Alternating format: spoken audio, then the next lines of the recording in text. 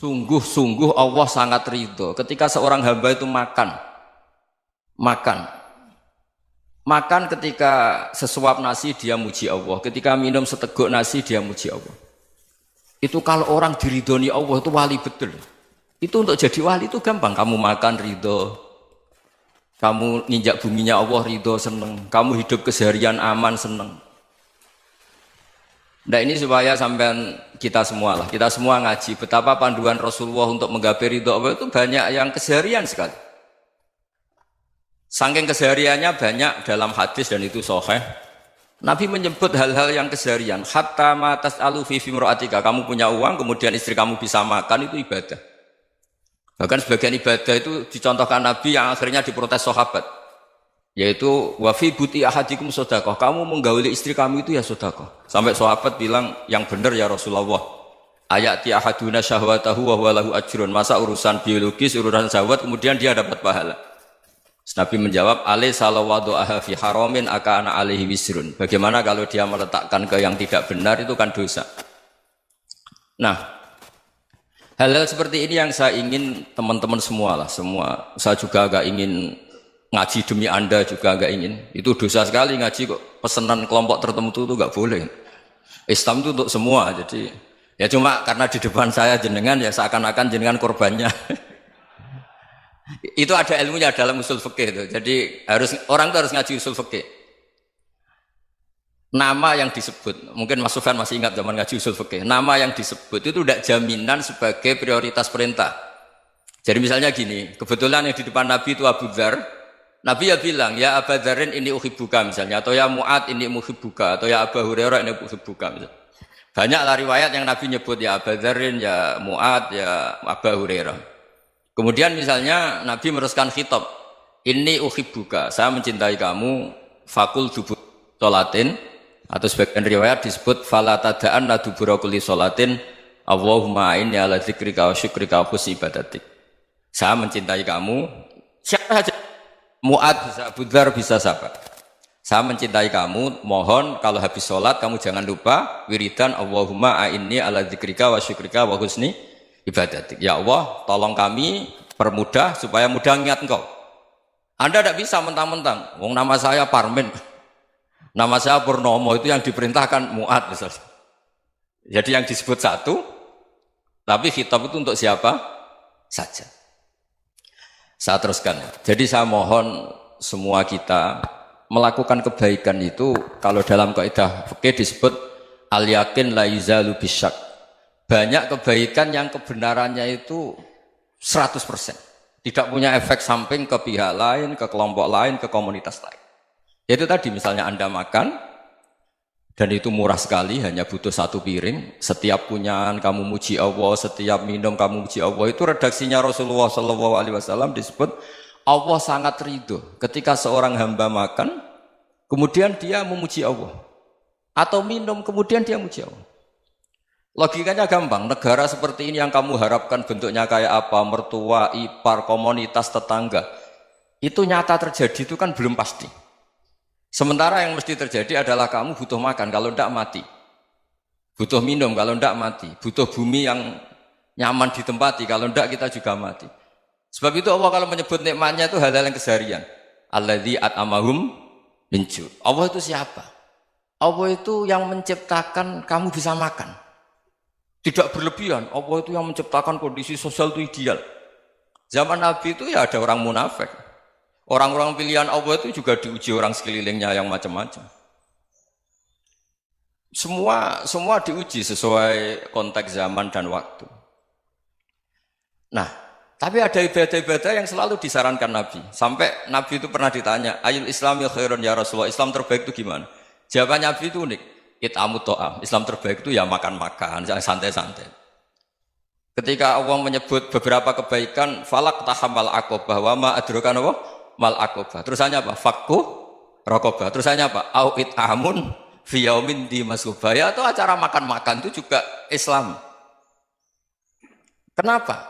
Ya bayangkan kalau tidak ada makanan, kita mati kan? Kondisi sosial tidak ideal itu Anda masih gak apa-apa, tapi kalau Anda tidak makan, Anda tidak minum, Kamu punya istri cerewet masih bisa hidup, punya mertua cerewet masih bisa hidup. Tapi kalau tidak makan bisa mati. Berarti penting mana istri sama makan? Penting mana? Makan. Semoga istri Anda dengar, nanti kamu disuruh makan tapi pulang deh. Itu kalau dibahasakan makan masih memahami. Penting mana nasi satu piring dengan istri. Nggak ada nasi mati, nggak ada istri belum mati. Penting mana? Gak berani jawab kan? Nah, ternyata Anda ada garang kan di depan istri. Jadi saya mohonlah, mungkin Mas Sufyan Sauri tadi yang bisa bantulah. Teman-teman tuh ngaji yang keseharian saja. Karena kita nyari ridha Allah itu berdasar firman Allah. Dan firman Allah itu menyebut keseharian tuh riang, gampang. Yaitu tadi misalnya wa min ayatihi manamukum bil laili wan nahar. Termasuk ayat-ayat Allah itu kamu tidur. Maka dulu itu ada guyonan, ada tokoh Mu'tazilah, kelompok dalam Islam yang berpikir manusia itu bisa menentukan ikhtiarnya sendiri. Karena saya bisa duduk, duduk, ingin berdiri, berdiri. Karena kelompok ini nggak terima kalau semua kehendak Allah, nanti bagaimana kalau semua kehendak Allah kok ada hisab ya, ada sanksi. Lucunya itu dia akhirnya, ini cerita ya, mencintai seorang perempuan, cantik sekali. Dan itu dia menjadi ahli sunnah itu oleh hal-hal yang sepele. Karena istrinya cantik, ya namanya suami istri hubungan intim. Terus ditanya, Mas, masih ingin lagi? Masih. Silahkan diulang lagi. Wah ya tidak bisa. Katanya manusia bisa menentukan yang diinginkan. Itu tobat itu. Itu nggak bisa ditobatkan Mas Sufyan Ats-Tsauri. Orang cantik yang mudah nobatkan orang itu orang cantik. Segampang itu.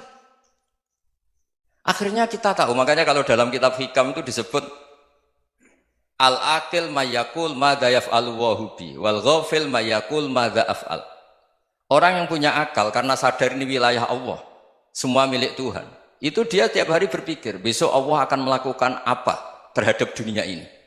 Kamu merencanakan suatu mau plesir, ternyata gempa. Mau wisata ke Rusia, ternyata perang. Kamu tidak pernah tahu apa yang akan terjadi besok. Wa ma tadri nafsum madza taksibu ghadan.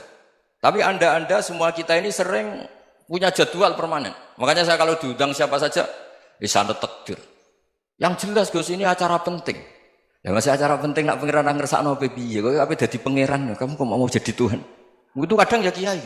Penting Gus acara ini jenengan harus memastikan bisa. Loh kamu itu yang ngajarin tauhid, sesuatu itu biadillah kok bilang-bilang apa pasti. Kalau maksa terus tak tobatkan loh kamu kata saya. Ya kalau gitu Gus bilang insya Allah. Wah itu hati saya, fisik saya, roh saya sudah bilang insya Allah. Tidak usah kamu latih kata saya. Nah hal-hal tauhid keseharian itu gampang sebetulnya. Wal ghafil yaqulu madza af'al. Tapi orang yang lupa Allah dia setiap hari bilang besok apa? Kita bisa melakukan apa? Seakan-akan dia itu aktor, dia penting, dia subjek permanen, dia. Padahal kita ini hanya objek kehendak Allah Subhanahu wa taala. Karena kita yakin sesuatu yang terjadi di alam raya ini kita tidak bisa apa-apa. Makanya saya sering ngaji, sering bilang saya, ketika Anda mensifati Allah, Dia yang menghidupkan. Sudah itu tanamkan sehingga ketika kita mati santai saja. Kenapa santai? Allah punya cara menghidupkan kita. Zaman kita hidup juga gak tahu caranya ngelola jantung, ngelola paru-paru. Kamu juga gak tahu ngelola oksigen yang tidak beracun, tidak ngandung polusi. Tahu-tahu hidup. Gak ingin tua ya tahu-tahu tua, gak ingin mati tahu-tahu mati. Selama ini kita hidup juga agak tahu apa sebetulnya. Hanya gaya tok, punya jadwal, punya planning.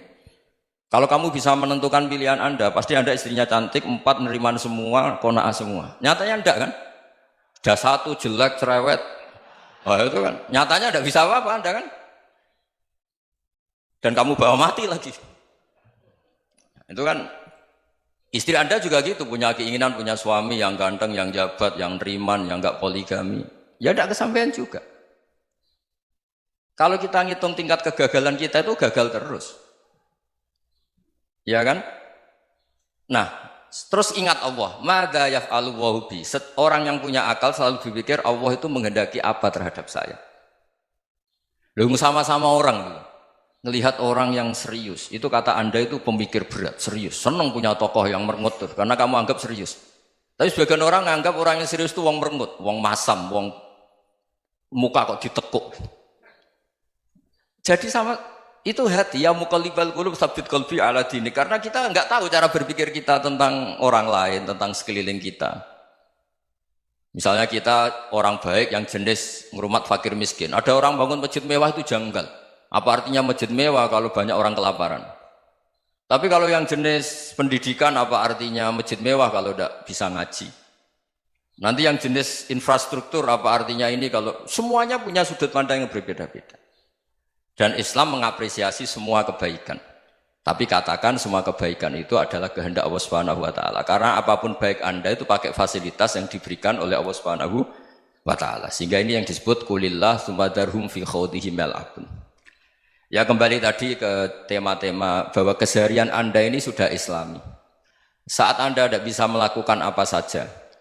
Saya sering ada jenazah, biasanya kalau tetangga meninggal saya sering disuruh ngelepas. Saya bilang orang ini baik karena sering ngelamun di rumah, sering nganggur di rumah. Ditanya sama anaknya, kenapa Gus nganggur baik? Ya kalau dia nganggur artinya juga agak berbuat sesuatu yang maksiat kan? Iya kan? Orang nganggur di rumahnya ya tidak bunuh orang, tidak maling, tidak korupsi, ya namanya nganggur di rumah. Lah cuma istri cara pandang nganggur gak menghasilkan uang itu. Tapi juga gak menghasilkan kriminal kan? Jadi sebenarnya Islam itu makanya kalau sampai ngaji usul fikih itu ada kitab usul fikih namanya Lubul Usul, itu terkenal sekali di pesantren itu.